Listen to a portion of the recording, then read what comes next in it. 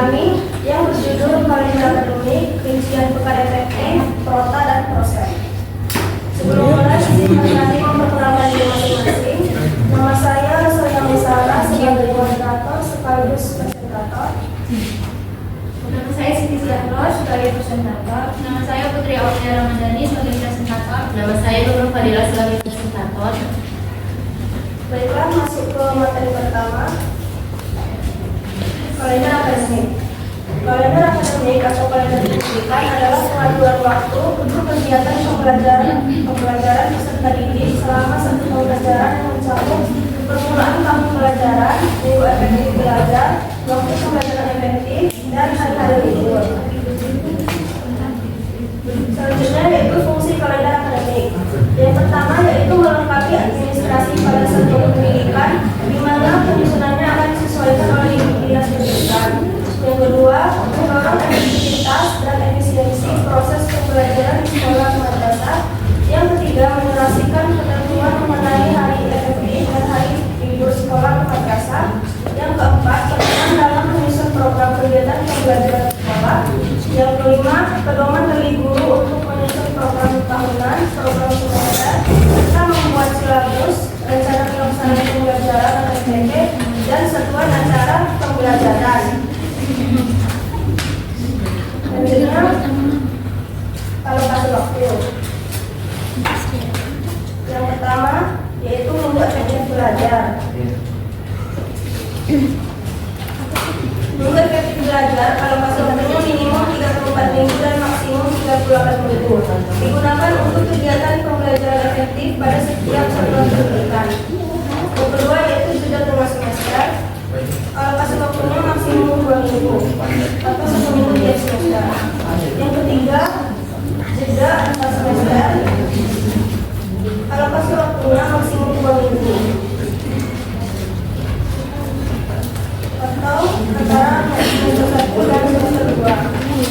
Yang keempat, hari libur.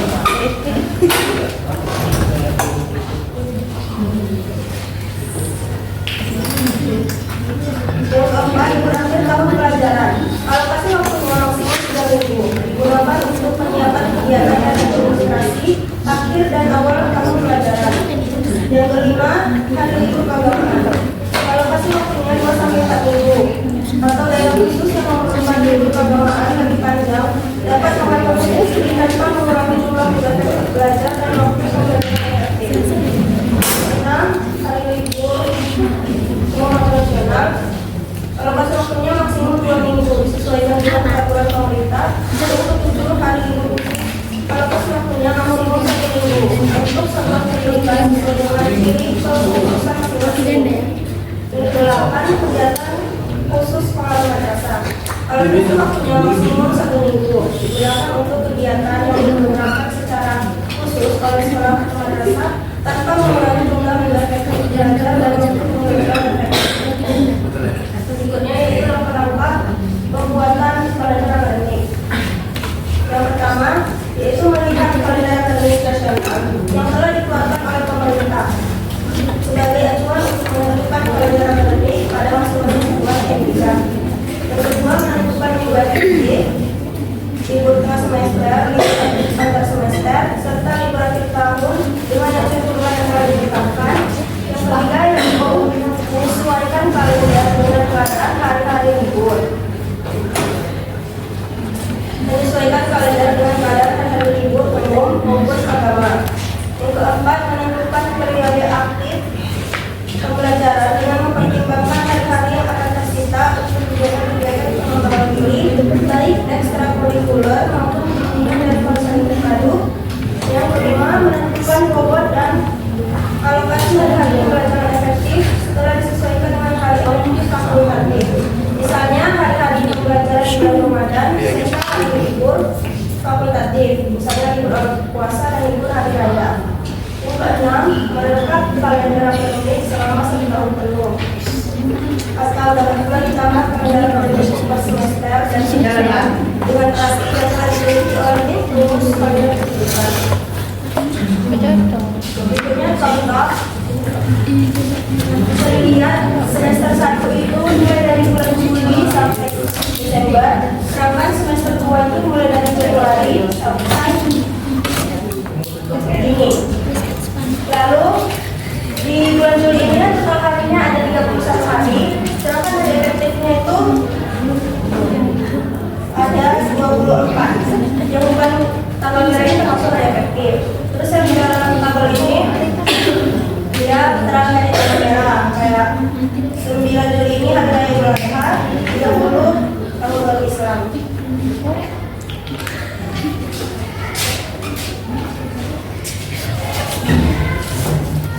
Selanjutnya pelajaran pengulangan. Kelebihannya yang pertama yaitu kalender akademik dapat membantu meningkatkan produktivitas dan efisiensi proses pembelajaran. Yang kedua, kalender akademik dapat membantu peserta didik dan orang tua untuk menyelesaikan dengan baik. Yang ketiga, kalender akademik dapat membantu guru untuk mengelola waktu dan jadwal pengajaran. Yang keempat, kalender akademik dapat membantu menyelaraskan ketentuan mengenai hari akademik dengan hari libur sekolah. Sedangkan kekurangan kalender akademik yang pertama yaitu kalender akademik kurang fleksibel untuk pembaruan dan perubahan. Yang kedua, kalender akademik tidak menyediakan fitur interaktif seperti kalender digital. Selanjutnya akan dijelaskan oleh Bu Aulia. Selanjutnya rincian pekan efektif atau RP. Rincian pekan efektif adalah perhitungan jumlah hari efektif yang telah diselesaikan dalam tahun ajaran berjalan. Bukan hanya hari efektif mengajar, namun RPE juga menghitung hari-hari libur. Semua dihitung dalam RPE sebagai perencanaan pembelajaran. Makanya RPE itu sangat penting karena itu adalah langkah awal sebelum membuat program tahunan dan program semester. Selanjutnya tujuan rincian pekan efektif. Yang pertama, memudahkan guru dalam menyusun prota dan prosa. Yang kedua, guru dapat menentukan hari-hari yang tidak efektif dalam satu pekan. Yang ketiga, memudahkan guru menyusun SPP atau modul ajar dalam satu pekan. Yang keempat, sebagai acuan guru untuk menyampaikan materi pembelajaran di dalam kelas. Selanjutnya, langkah-langkah penyusunan RPE. Yang pertama ada identitas mata pelajaran. Identitas mata pelajaran itu meliputi satuan pendidikan, kelas atau program, semester, dan tahun pelajaran. Yang kedua ada perhitungan alokasi waktu. Bagian A jumlah bulan dalam tiap semester itu selalu tetap, yaitu 6 bulan. Yang bagian B jumlah pekan dalam setiap bulan disesuaikan dengan kalender resmi pemerintah. Bagian C jumlah pekan per semester sama dengan total dari jumlah pekan dalam satu semester. Bagian D jumlah pekan tidak efektif. Jumlah pekan tidak efektif itu jumlah pekan dalam kalender akademik tetapi tidak melaksanakan kegiatan belajar mengajar di dalam kelas. Selanjutnya bagian E, jumlah pekan efektif sama dengan jumlah pekan per semester dikurang jumlah pekan tidak efektif. Misalnya jumlah pekan per semester itu ada 26, dikurang jumlah pekan tidak efektif ada 6, maka jumlah pekan efektif dalam satu semester itu ada 20. Selanjutnya jam pelajaran tiap pekan. Jam pelajaran tiap pekan sudah diatur sudah dari petunjuk sesuai dengan kurikulum. Bagian G, jumlah jam pelajaran efektif dihitung dengan jumlah minggu efektif dikali jumlah jam pelajaran per minggu. Misalnya jumlah pekan efektif dalam satu semester itu ada 20 dikali dengan jumlah jam pelajaran per minggu ada 4 jam mata pelajaran, maka dalam satu semester itu ada 80 jam mata pelajaran. Yang selanjutnya distribusi alokasi waktu berisi rencana pembagian alokasi waktu yang dalam berisi rencana pembagian alokasi waktu dalam pembelajaran yang nantinya akan disusun dalam RPP. Nah itu contoh RPE. Ada semester ganjil dan semester genap. Bulannya selalu tetap yaitu 6. Selanjutnya kelebihan dan kekurangan RPE. Kelebihan dan rincian pekan efektif yang pertama ada pengaturan waktu. Guru dapat mengatur dan merencanakan kegiatan pembelajaran. Yang kedua, efektivitas pembelajaran. Dapat meningkatkan efektivitas pembelajaran dengan penjadwalan yang tepat. Yang ketiga, alokasi sumber daya.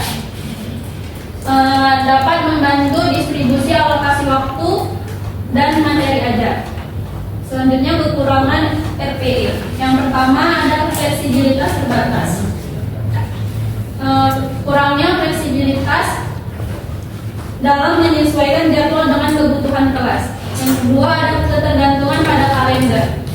Dapat mengurangi inovasi dalam diri karena selalu ketergantungan dengan kalender akademik. Yang ketiga, potensi konflik jadwal. Dapat menimbulkan konflik antar jadwal kegiatan pembelajaran jika tidak disusun dengan baik. Selanjutnya akan dilanjutkan oleh Nurul Fadila. Selanjutnya program tahunan atau prota. Program tahunan atau prota menurut kurikulum ke-13 adalah rencana yang digunakan untuk menentukan pembagian waktu dalam 1 tahun untuk mencapai tujuan kompetensi inti dan kompetensi dasar yang telah ditetapkan. Sedangkan program tahunan atau prota menurut kurikulum Merdeka adalah susunan alokasi waktu pembelajaran selama 1 tahun untuk mencapai capaian pembelajaran yang diharapkan. Alokasi waktu sangat diperlukan agar capaian pembelajaran diterapkan dan diterima oleh peserta didik. Selanjutnya fungsi program tahunan. Yang pertama mengorganisir pembelajaran agar bisa berjalan secara optimal. Yang kedua dijadikan pedoman untuk menyusun program semester. Yang ketiga dijadikan pedoman dalam menyusun kalender pendidikan. Yang keempat digunakan sebagai acuan untuk mengoptimalkan penggunaan waktu efektif pembelajaran yang tersedia.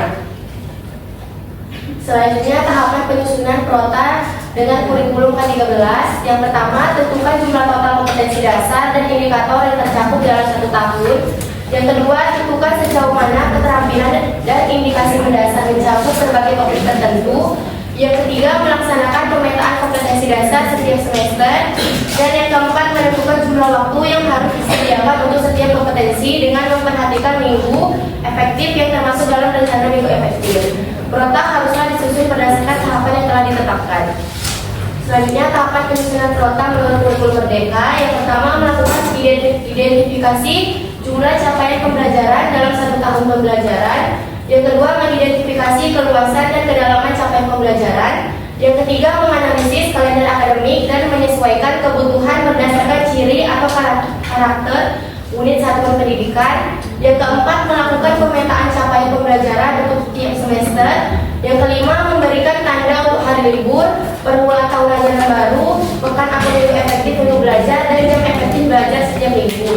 Yang keenam menghitung jumlah minggu efektif setiap bulan dan semester dalam 1 tahun dan memasukkan dalam format matrik yang berbeda. Yang ketujuh menentukan alokasi waktu yang diperlukan untuk setiap mata pelajaran, tujuan pembelajaran, dan pokok bahasanya di pekan efektif. Selanjutnya contoh program tahunan. Ini adalah contoh prota pada mata pelajaran matematika kelas 9 pada satuan pendidikan MTS Ihya Ulumuddin tahun pembelajaran 2022-2023 semester 1 dan semester 2. Jadi prota ini berpedoman pada 2 kompetensi inti, yaitu kompetensi inti 3 dan kompetensi inti 4. Lalu pada semester 1 misalnya pada materi pokok bentuk pangkat dan akar ini alokasi waktunya yaitu 4 minggu dengan total jumlah jam pelajarannya yaitu 20 jam pelajaran. Jadi 20 jam pelajaran ini itu dilakukan dalam waktu 4 minggu. Sama kayak di semester 2 di materi pokok persebangunan itu alokasi waktunya 6 minggu dengan total jumlah jam pelajarannya 30 jam pelajaran. Jadi dalam 1 minggu itu 5 jam pelajaran. Selanjutnya kelebihan prota. Yang pertama memudahkan guru dalam menyusun rencana pembelajaran secara keseluruhan. Yang kedua memungkinkan guru untuk mengintegrasikan materi antar mata pelajaran. Yang ketiga memungkinkan guru untuk menyusun rencana pembelajaran yang lebih terstruktur dan terarah. Yang keempat mengurangi kebingungan siswa dalam mengikuti alur pembelajaran. Yang kelima membantu guru dalam mengevaluasi penguasaan siswa terhadap materi pembelajaran secara menyeluruh. Yang keenam memudahkan guru dalam menyusun rencana pembelajaran dengan kebutuhan siswa. Yang ketujuh memperkuat keterkaitan antara kompetensi dasar satu dan kompetensi dasar yang lainnya. Selanjutnya kekurangan prota. Yang pertama kurang fleksibel karena pembelajaran sudah disusun untuk 1 tahun penuh. Yang kedua tidak bisa langsung menyesuaikan rencana pembelajaran dengan kebutuhan siswa secara real time. Yang ketiga membutuhkan waktu yang lebih lama dalam Yang keempat, memungkinkan adanya keterbatasan dan memperhatikan perkembangan individual siswa. Yang kelima, sulit untuk menyesuaikan rencana pembelajaran dengan perubahan kurikulum. Yang keenam, membutuhkan koordinasi yang lebih ketat antar guru dalam mengatur jadwal pembelajaran. Selanjutnya akan dijelaskan oleh Siti Jahro. Selanjutnya ada program semester atau bisa disebut PROSEM. PROSEM ini adalah perluasan dari program tahunan. PROSEM adalah pusat kegiatan pembelajaran selama 1 semester yang dibuat berdasarkan pertimbangan alokasi waktu yang tersedia, jumlah materi dalam 1 semester, dan frekuensi ujian yang disesuaikan dengan kalender akademik. Fungsi program semester itu yang pertama membantu guru mengorganisir pembelajaran secara optimal selama 1 semester. Yang kedua, membuat guru mampu mengarahkan kegiatan pembelajaran secara terprogram. Yang ketiga, menjadi dasar guru mengatur tugas dan wewenang dalam proses pembelajaran. Yang keempat, menjadi pedoman guru dalam menyampaikan materi kepada peserta didik. Yang keenam, menjadi tolak ukur efektivitas proses pembelajaran yang dilakukan. Yang ketujuh, menjadi bahan penyesuaian data yang bertujuan untuk membentuk keseimbangan kerja. Lalu ada langkah-langkah menyusun proses. Yang pertama, memasukkan alur tujuan pembelajaran atau ATP ke dalam format proses yang tersedia. Yang kedua, menentukan jumlah jam dan banyaknya tatap muka selama setiap minggu untuk setiap mata pelajaran. Yang ketiga, mengalokasikan waktu sesuai kebutuhan indikator pada kolom bulan dan minggu. Yang keempat, menambahkan catatan di setiap bagian yang membutuhkan keterangan. Nah, seperti dilihat dari contoh, misalnya dalam HD ini kita melakukan pembelajaran pokok tentang bentuk pangkat dan akar. Itu alokasi waktunya 20 jam. Nah, misalnya di bulan Juli di minggu ketiga sampai di bulan Agustus itu ada sekitar 20 jam, maka terus di sini 20 jam. Begitu selanjutnya.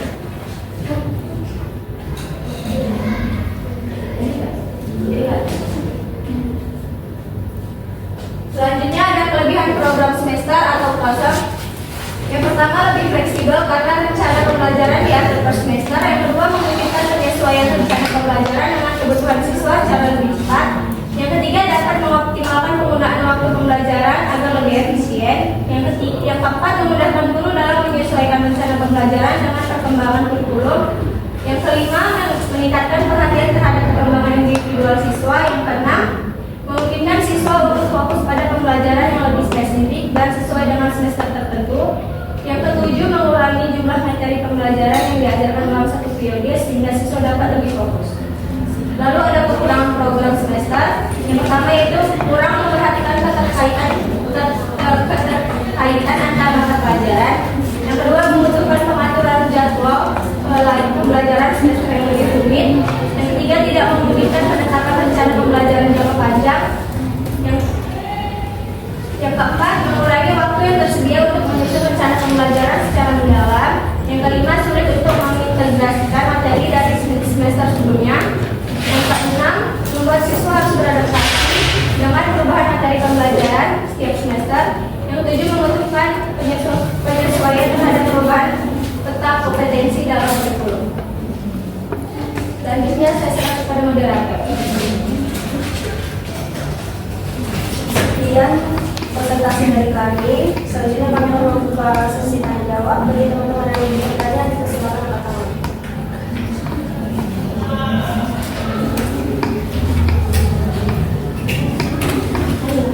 Ada yang ingin bertanya? Ayo sudah.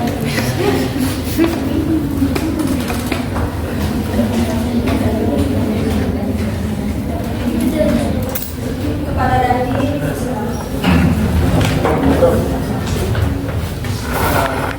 kenalan, saya Andy dari kelompok 1. Ini ingin bertanya tentang di makalah kalian. Di situ tertulis minggu efektif untuk setiap semester selalu berubah-ubah sesuai kalender tahun berjalan. Ketentuan khususnya di dalam menghitung minggu efektif adalah jika dalam satu minggu tersebut terdapat minimal 3 hari efektif, maka akan dihitung sebagai 1 minggu efektif. Jadi pertanyaannya, di situ apakah kriteria yang digunakan untuk menentukan minggu efektif itu yang di-screen buat di makalah minimal 3 hari efektif cukup adil dan relevan untuk semua jenis pembelajaran? Di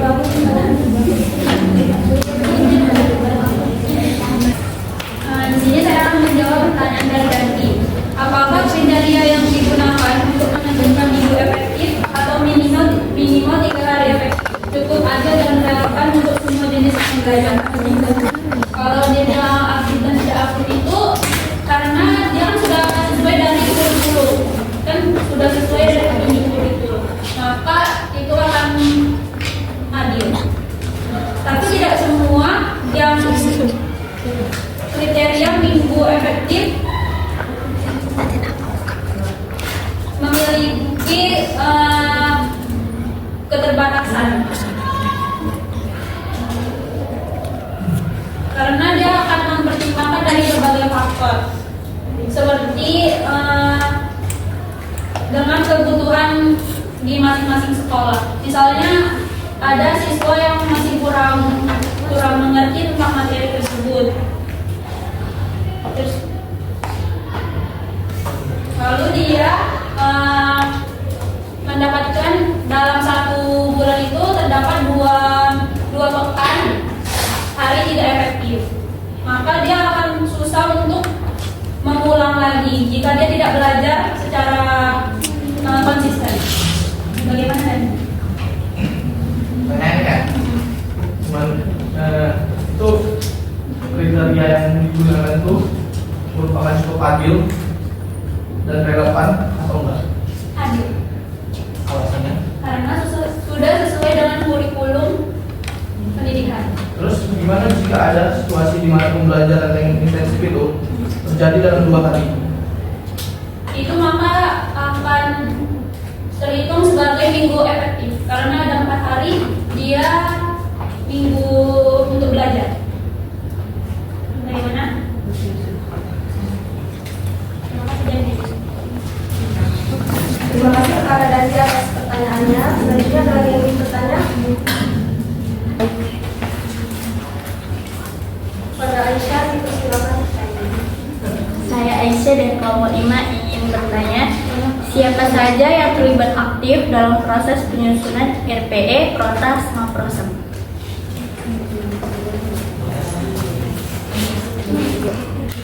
Saya akan mengambil pertanyaan dari Aisyah.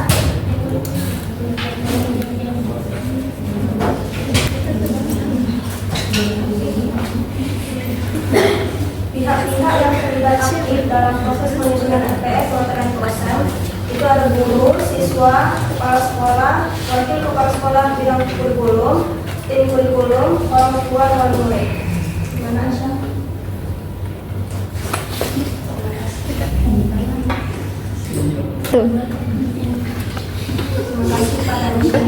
Terima kasih pada Aisyah atas pertanyaannya. Selanjutnya ada lagi mungkin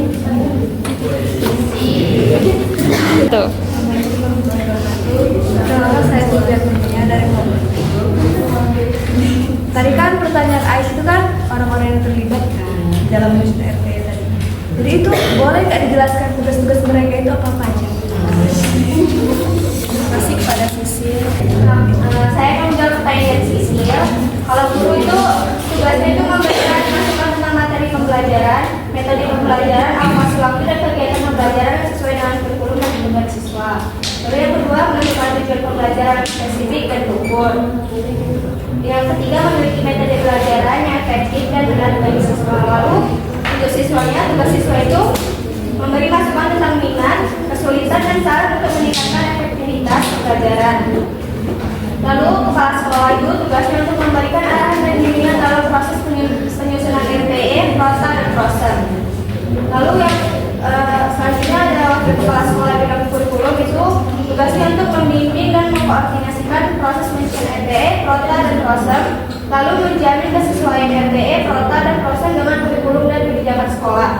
Lalu ada tim kurikulum itu mereka tugasnya memberikan dukungan teknis dalam proses penyusunan RPE, Prota, dan Prosem. Lalu membantu dalam menganalisis data dan mengevaluasi efektivitas RPE, Prota, dan Prosem. Lalu selanjutnya ada orang tua atau wali murid, itu mereka tugasnya memberikan masukan tentang kebutuhan dan harapan mereka terhadap proses pembelajaran. Lalu ada berpartisipasi dalam kegiatan sekolah yang terkait dengan proses pembelajaran. lalu memberikan dukungan dan motivasi kepada siswa dalam belajar. Gimana siswa?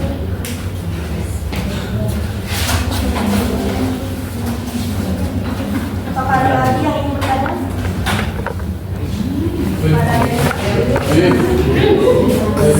Dari mana nih? Perkenalkan nama saya Diana Frida dari kelompok 9. Saya bertanya kepada kelompok 1.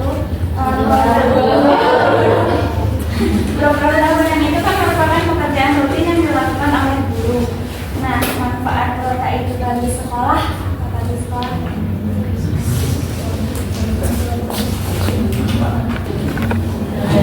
Saya akan menjawab pertanyaan dari Dena. Yang pertanyaannya yaitu apa manfaat kuota bagi sekolah?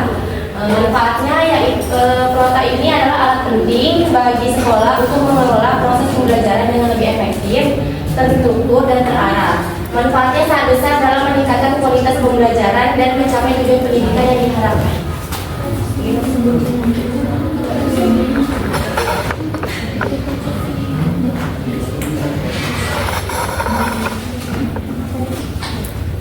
Jika tidak ada lagi yang ingin bertanya, akan kami tutup presentasi ini.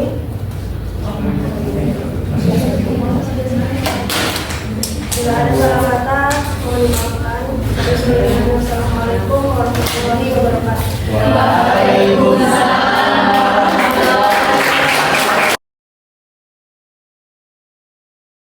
Dibilang efektifnya itu termasuk efektif. Mana nih? Bulannya ini Januari, Februari, Maret, April, Mei, Juni, Juli. Nah, ini kan ada Senin, Selasa. Nah, Rabunya masuk kemari kan? Rabu, Kamis, Jumat, Sabtu. Berarti kalau lebih dia dari 2 hari, dia ini efektifnya kemari. Masuk minggu efektif si Agustus, tidak ke Juli. Jadi si Julinya itu cuma ada 1, 2, 3, 4 minggu. Dan si Agustusnya 1, 2, 3, 4. Nah kalau ini dia 2 masuk lagi ke sini. Sosial ya. Maret ya. Masuk kemarin. Jadi yang selanjutnya, tapi kalau dia kayak gini 1, 2, 3, ini 1, 2, 3, yang 3 ini masuk kemarin. Jadi minggu efektif di sini. Itu. Yang dan ditanyakan yang seperti itu atau untuk pelajarannya? Pertama dia tanya itu dengan minimal yang efektif yang dibilang pas 3 hari efektif itu. Kalau dan tanya efektif atau tidak efektif, dia termasuk efektif. Tergantung dia efektifnya di bulan apa. Dia masuk ke bulan yang kemarin atau bulan kemarin. Kalau 3 hari dia di sini, berarti masuk ke bulan yang ini. Tapi kalau kurang dia kayak gini tadi cuma 2 hari, berarti dia masuk di minggu selanjutnya, bulan selanjutnya. Tapi kalau untuk di pembelajaran tergantung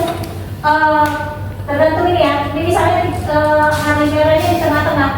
Nah dia masuk pelajaran apa? Kena ke pelajaran apa? Gitu.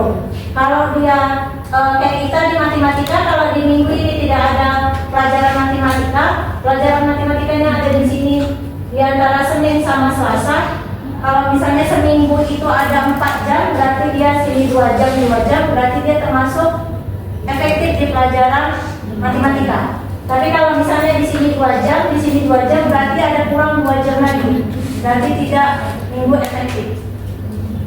Tapi kalau yang untuk buat total prosennya itu termasuk minggu efektif. Kalau dia di sini berarti termasuk efektif di bulan ini. Kalau dia di sini, bulan di sini efektifnya. Gitu. Coba yang prosen kalian, kalau prosen kalian, apa kali? Ini tadi apa? Tadi prosen. Prosen. Nah, ini kan dia 5 jam 1 minggu. Jadi matematikanya 1 minggu itu ada 5 jam. Berarti dia kemungkinan ada masuk 3 les 1 hari. Kalau 5 jam kan? Kalau 5 jam berarti kayak tadi dia 1 harinya kena, berarti masuk nanti ke minggu selanjutnya. Gitu. Berarti dia terutang di sini jadi 3, terutang di sini jadi 2. Jadi berarti akan kemungkinan akan berubah sampai di sini. Gitu. Jadi yang 2 tadi ini karena hari libur, itulah yang harus kita bisa buatnya supaya dia masuk pas di sini. Makanya kita buatnya itu dari kalender akademik dulu. Jadi kira-kira kan kita udah dikasih tahu nih jadwal kita hari apa aja. Nah, yang kena tanggal merah itu atau selain tanggal merah biasa kan 17 Agustus itu 17 Agustusnya hari Sabtu dari Senin sampai Jumat itu nggak ada pembelajaran. Nah, gimana caranya yang kayak hari-hari seperti itu kita maksimalkan untuk masuk ke 5 jam ini dalam 1 minggu? Gitu. Bisa? Jadi 5 jam itu kalian harus pastikan materinya itu. Berarti ini kan 20 jam. Kita nggak tahu untuk berapa minggu, ya kan? Tapi kalau kebetulan ini 55, satu minggu 5, berarti 20 jam itu bisa untuk 4 minggu. Nah 4 minggu ini 20 jam ini habis berapa materi atau habis berapa CP? Kalau sekarang dia kalau di KTSP berapa KD? Kalau di Kumar berapa CP? Gitu. Berapa CP dalam waktu 20 jam. Jadi yang yang selain alokasi waktunya ini yang tengok juga CP kalian dalam 1 semester. Atau kalau yang dia proses tengok dalam waktu ya 1 semester. Tengok gitu. Yang di protanya ada nggak semesternya apa CP ini? Nah kalau yang di K13 masih KD, kalau Umar udah CP, ini di sini CP ya. Nah ini tengok gitu. Nah kalau yang di sini 20 jam, 20 jam untuk satu ini banyak. 20 jam untuk satu materi. 20 JP. Ya kan berarti dalam per minggu. Berapa materi ini berarti? Berapa coba bawa sampai semester? Ini alokasinya. Oh ya tadi tak masuk. Tadi kan? Oh ini 4. Alokasinya 4. 2 materi. Materinya 4 minggu berarti. Sama juga ya? Ya berarti kan ini 4. Maksudnya ini kan berarti yang 4 jam. Berarti 20 JP. Ini untuk satu ini aja. Nah, berarti selama 4 minggu kalian mengajarkan ini.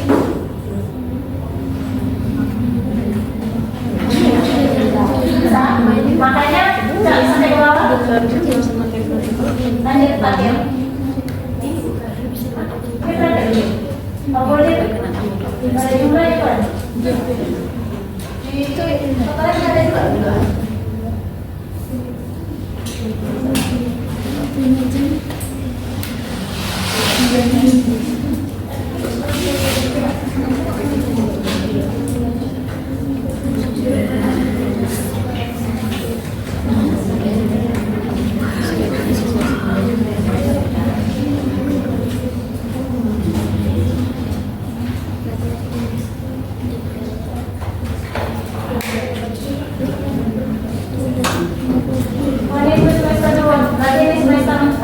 Semester 1-nya 45, kecepatan 45, 20 tambah 5, berarti 4, 5, 6, 7, 8, 90 DP untuk 1 semester. Jadi dalam waktu 90 DP ini kalian akan sama dalam untuk 1 semester. Jadi 1 minggu kalau alokasi waktunya 5. Ini 5 nih Pak. Ininya berapa sebenarnya? Per jamnya berapa sebenarnya matematikanya? Karena dikasih tahu lah. Ini 5, ini 4, ke bawahnya. Ini 9, 5, ini 9. Ya waktunya untuk 1 minggu. Berarti kan beda-beda ya minggu jamnya. Seharusnya kan kalau matematika itu di matematika aja seluruh mata pelajaran itu kan C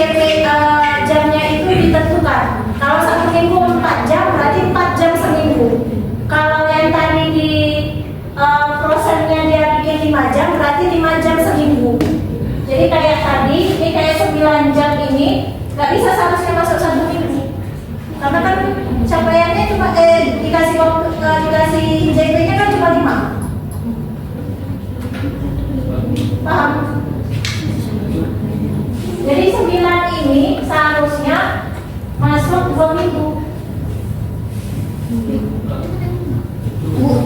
Tapi kan yang 9 itu minggu, 9 minggu. Kalau pakai 9 minggu, kalau satu Oh, 9 minggu. misalnya ada 5 5 jam berarti ya? Coba balik ke sebelumnya. Oh, berarti ini 4 minggu 20 DP. Ya udah, berarti dalam waktu yang tadi saya bilang, berarti ini untuk 4 minggu untuk ya kan? 4 minggu 20 DP materinya ini. Ya kan? Jadi itulah waktu kalian kira-kira untuk mengulangnya 10 kali silakan. Untuk memahami siswanya paham atau tidak. Karena kan cukup banyak sebenarnya 20 JP untuk 4 minggu. Jadi seminggu itu 5 JP, itu kan cuma menjelaskan dan melakukan operasi di laman sama menyelesaikan masalah yang berkaitan dengan sifat-sifat. Nah, kalau kita yang buat, kita rasa kita sudah melakukan observasi ke kelas itu cuma 1-2 orang yang EQ-nya di bawah rata-rata, ini bisa kita ubah. Gitu maksud saya. Jadi nggak mesti 20 JP ini dalam 4 minggu. Bisa jadi kita dengan satu materi yang ini aja materi pokoknya bisa kita buat dengan 3 minggu. Tapi kita kan melakukan observasi di awal, makanya siswa juga ikut andil dalam pembuatan ini karena dia mengasih atau kita memberikan angket kepada dia. Kita lihat dari isi angket yang mereka buat, apakah mereka sampai di mana kemampuan mereka. Kira-kira kalau dalam materi ini bisa dalam waktu 2 minggu atau 3 minggu ya silakan. Itu. Ya, seperti itu. Jadi makanya perlu dari kalender RPE baru ke prota baru ke proses. Itu dia harus penting semua. Jadi kalau dari awal kalian udah pakai kumar, berarti dari KA-nya kalender akademik sampai ke prosesnya itu harus kumar. Gak boleh nanti prosesnya